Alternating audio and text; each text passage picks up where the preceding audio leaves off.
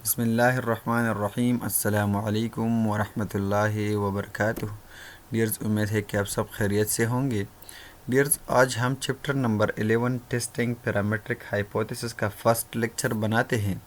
तो question number 1 हमारे पास है, the idea of testing of hypothesis was first set forth by J Neyman. J Neyman ने जो है फर्स्ट टाइम ये आइडिया जो है सेट फोर्थ किया था। ठीक है, ऑप्शन बी जो है ये करेक्ट ऑप्शन है।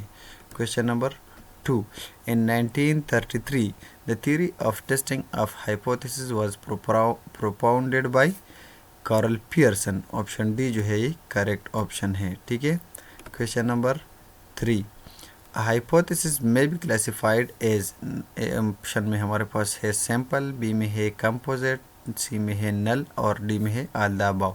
तो हाइपोथेसिस जो है वो सैंपल भी हो सकता है, कंपोजिट भी हो सकता है और नल भी हो सकता है। ऑप्शन डी जो है ये करेक्ट ऑप्शन है। Question number 4, the hypothesis under test is. Under test जो हमारे पास हाइपोथेसिस होता है वो नल हाइपोथेसिस होता है, क्योंकि हम नल हाइपोथेसिस को चेक करते हैं कि क्या ये ट्रू है या जो है ये ट्रू नहीं है। ठीक है, अगर ट्रू होता है तो हम उसको एक्सेप्ट करते हैं और अगर ट्रू नहीं होता तो फिर हम उसको रिजेक्ट करते हैं और अल्टरनेटिव हाइपोथेसिस को एक्सेप्ट करते हैं। ठीक है, question number 5, whether a test is one sided और टू साइडेड डिपेंड्स ऑन। अच्छा, हमें टेस्ट का कैसे पता चलेगा कि ये वन साइडेड है या टू साइडेड है?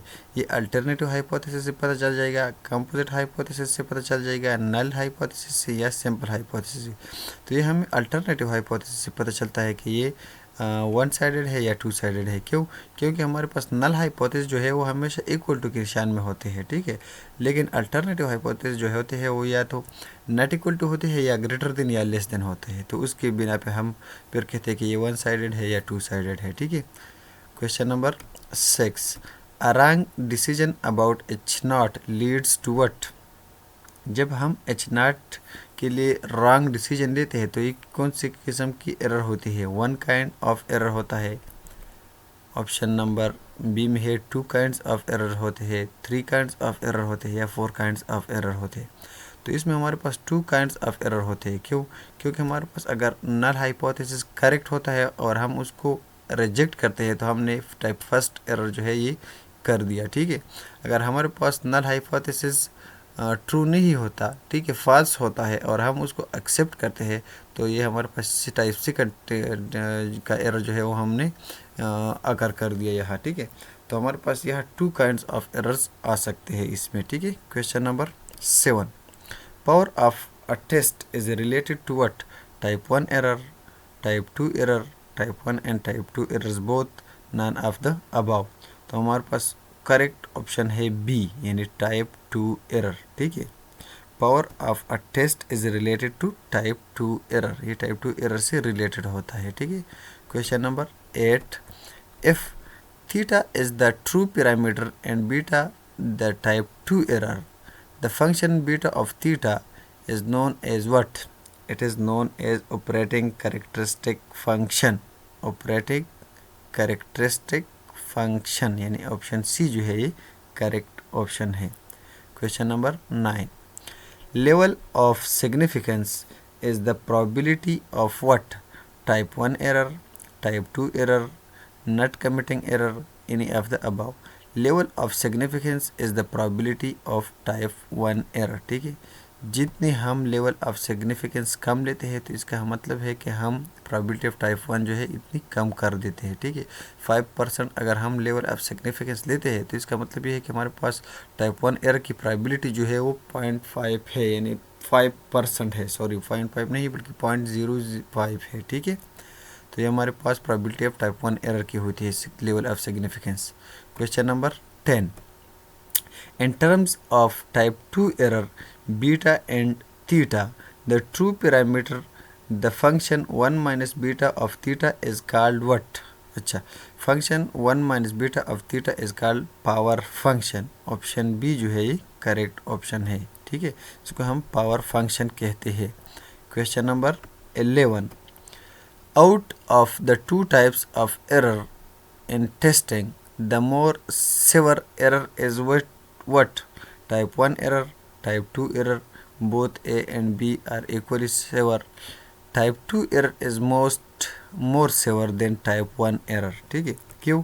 क्योंकि टाइप 1 एरर वो होता है जिसमें हम ट्रू नल हाइपोथेसिस को रिजेक्ट करते हैं, ठीक है, और टाइप 2 एरर वो होता है जिसमें हम फॉल्स नल हाइपोथेसिस को एक्सेप्ट करते हैं। तो ये हमारे पास मोर सेवर है देन टाइप 1 एरर, ठीक है। अगर हम ट्रू को रिजेक्ट करते हैं वो इतना फ़र्क नहीं करता, लेकिन हम अगर फॉल्स को एक्सेप्ट करते हैं तो ये बहुत बड़ी फ़र्क है। कैसे? तो मैं आपको एक एग्जांपल समझाता हूँ। लेट्स सपोज हमने एक पेशेंट पे जो है एक मेडिसिन अप्लाई की है, ठीक है, और ये मेडिसिन जो है हमारे पास ऐसे दो कंपनीज़ की मेडिसिन है। लेट्स सपोज हम एक जो है SJG कंपनी का मेडिसिन लेते हैं और दूसरा जो है वो एक लोकल कंपनी का जो है मेडिसिन लेते हैं, ठीक है। तो हम अगर एक कंपनी का मेडिसिन एक पेशेंट को दे दे और वो उसका जो रिज़ल्ट है उस पर असर करे, सही अक्सर करे, मतलब उसको जो फ़ायदा है वो पहुंचाए, उसका जो बीमारी है वो ठीक करे उसके साथ, ठीक है, और हम कहेंगे कि नहीं ये ठीक नहीं है और हम उसको रिजेक्ट करें, ठीक है, तो ये इतनी बड़ी फ़र्क नहीं है। लेकिन अगर हम ऐसा करें कि हम एक दूसरी मेडिसिन को ले लें और वो एक पेशेंट को दे दे एक बीमारी के लिए और उस पेशेंट पर उसका कोई असर नहीं होता, मतलब उस मेडिसिन का कुछ असर नहीं होता उस पेशेंट पर, उसके साथ उसकी बीमारी रिकवर नहीं होती, ठीक है, और फिर हम कहते हैं कि ये बिल्कुल करेक्ट है, यानी मतलब ये ठीक है, और हम उस मेडिसिन को उसके लिए जारी रखते हैं। तो ये तो ज़ाहिरी बात है कि हर मेडिसिन की साइड इफ़ेक्ट्स होते हैं। तो फिर वो मेडिसिन जब हम उस पेशेंट को देते हैं तो उस पेशेंट को फ़ायदा तो नहीं होगा लेकिन नुकसान ज़रूर होगा। तो इसलिए हमारे पास टाइप 2 एरर जो है ये मोर सेवर है देन टाइप 1 एरर, ठीक है। अच्छा, क्वेश्चन नंबर 12 की तरफ जाते हैं। क्वेश्चन नंबर 12 हमारे पास क्या है? Area of the critical region depends on what? Area of the critical region depend on size of type 1 error. Area of critical region depends on size of type 1 error. ये type 1 error के size पर depend करता है, ठीक है।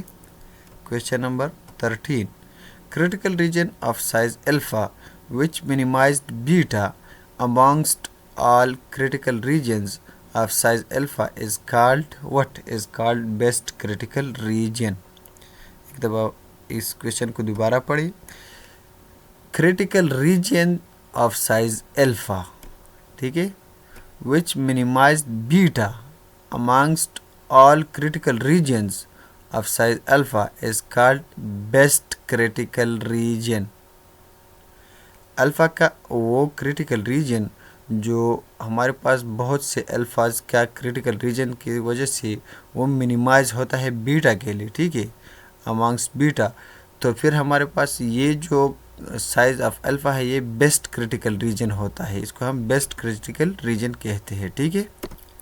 Question number 14, a test based on a test statistic is classified as a randomized test, non randomized test, sequential test and Bayes test.